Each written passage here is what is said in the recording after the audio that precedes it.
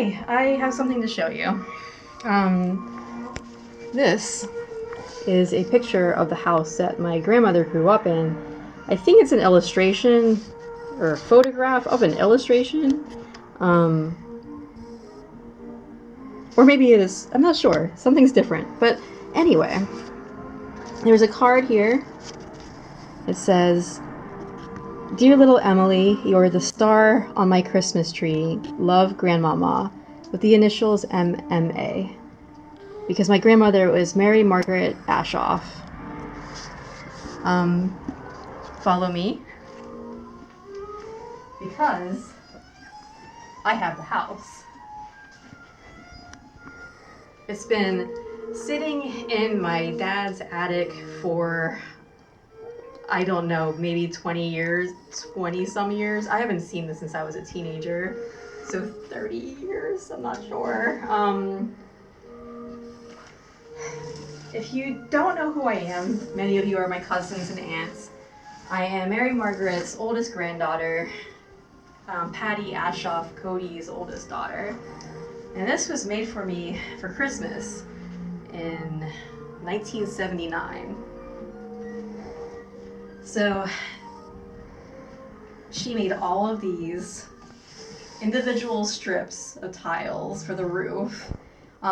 It has been sitting in an attic for many years, so it was very warped. My husband, Nathaniel, actually fixed a lot of these and like secured them back, but it's still very wavy, but I don't know how long it took her to do this, just this alone, the roof, which was never really interesting to me except for this guy in here. I think my sister put him in here at some point when she was a child.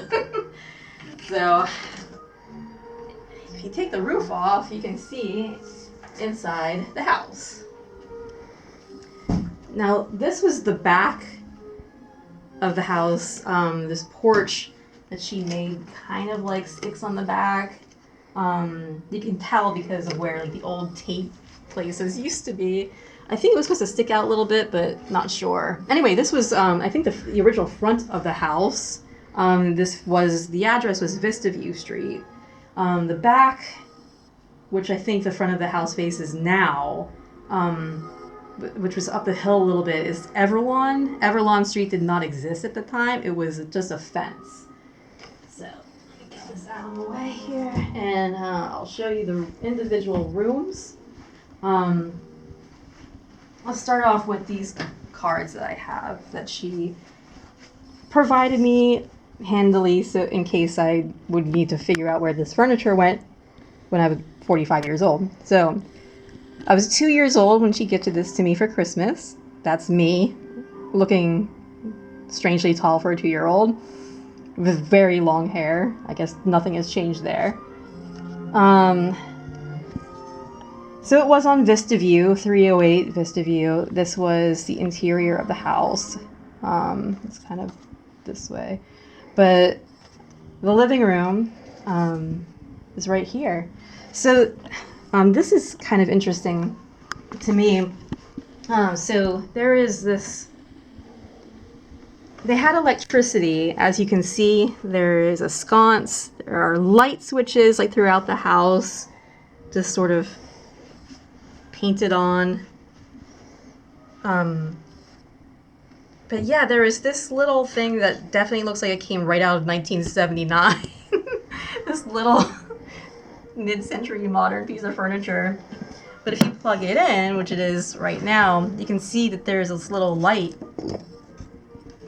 that still works after all these years for this little lantern right here. And the piano actually plays some ragtime. If I can get it to work.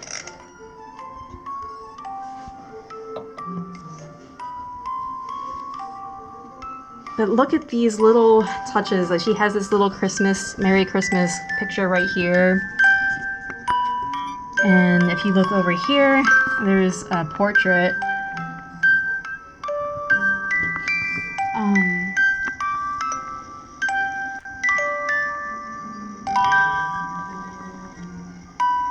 So that's the living room.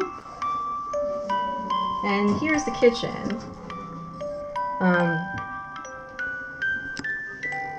Now she said that the drain board and the oven burners were reversed, so I guess this was over here, that was over there. That makes sense because the sink is always right by the window. These little dolls, I'm not really sure where they came from, but one of them is pictured underneath the Christmas tree in one of the photos. But yeah, she made the table, she made the chairs. And then every time she would see this, she would point this out to me, which was the icebox. And she would have to explain to me what the icebox was. And yet all of these little drawers open, cabinets open. And every time she would explain to me the icebox was for, I know, now if you move over here, this would be the basement. She just kind of painted in the stairs right here. So she made this too. Little sled out of popsicle sticks. Some twine.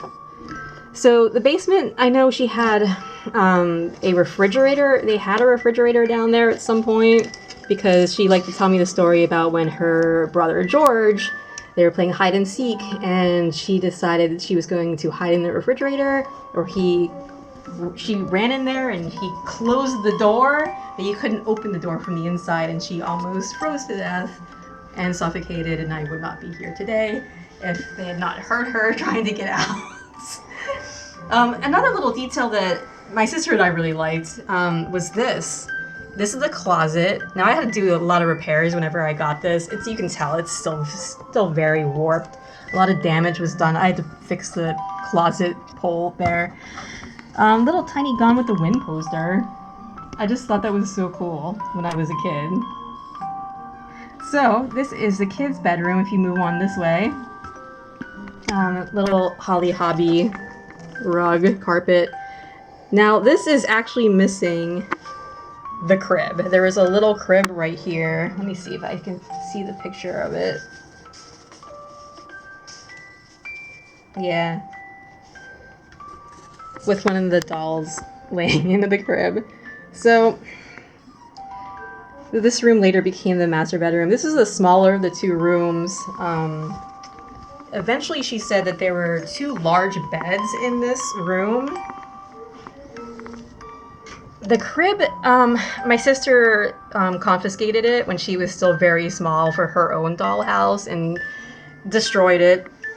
I think she stepped on it or something. I stole this doll from my mom, which my sister tried to steal from me very hard, but I would not let her after the crib incident. My mom also drew this little lady sitting on the rocking chair. But yeah, there are lots of other little touches, like this picture of the family in the shoe. The family that lived in the shoe. And then this is the last room here, which is the master bedroom. And she made all of this furniture. She made this vanity set. I actually had to fix these candles that had broken off. The wardrobe. This vanity. This another portrait right there that she drew. I'm guessing that's Bill, maybe? Her dad. I think that might be her mom or grandma. I'm not sure. Yeah, I don't know how many people were living in this house at the time that she created her idea of what it was, but I know she was the oldest of 9. I know they moved at some point. But the grandmother, I think, was also living with them. Grandma, Margaret Butler Price. She did say also, because I was always like, how do I fit all this furniture in here? And she did explain to me that the furniture was oversized. Not sure how that happened or why she did that, but that's how she had it arranged. And I have a couple other things here that I'm not really sure what they're for.